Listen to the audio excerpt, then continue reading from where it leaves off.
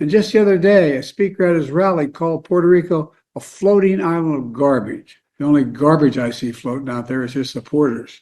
His demonization of seen as unconscionable, and it's un-American. It's totally contrary to everything we've done. You could put half of Trump supporters into what I call the basket of deplorables. The racist, sexist, homophobic, xenophobic, Islamophobic, you name it. People have been beaten down so long, and they feel so betrayed by government.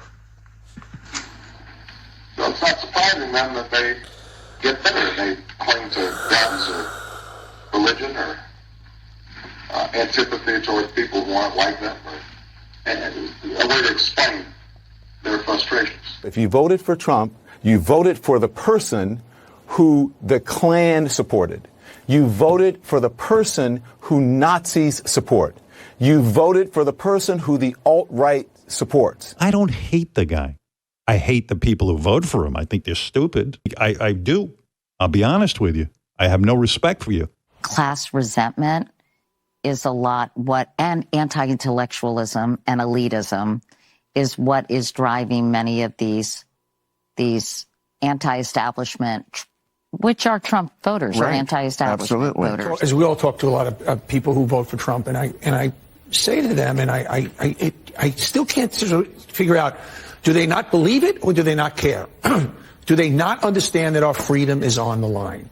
Do they not get that, or do they just not care? Do they take freedom for granted at this point? And look, he also knows deep in his heart that Donald Trump couldn't find Ukraine on a map if you had the letter U and a picture of an actual physical crane next to it. He knows that this is, an administration defined by ignorance of the world. And so that's partly him playing to their base and playing to their audience, the credulous boomer Rube demo that backs Donald Trump, that wants to think that Donald Trump's a smart one, and y'all elitists are dumb. You elitists with your geography and your maps and your spelling, even though my your math and your reading. Yeah, you're reading, your geography, knowing other countries. White Republican suburban women are now going to vote Republican. Why? It's almost like roaches voting for Raid, right? I think that's they're voting. No, it's insulting to the voter. They're voting against their own self-interest. What we're seeing now is the beginning or the death knell of an extreme MAGA philosophy.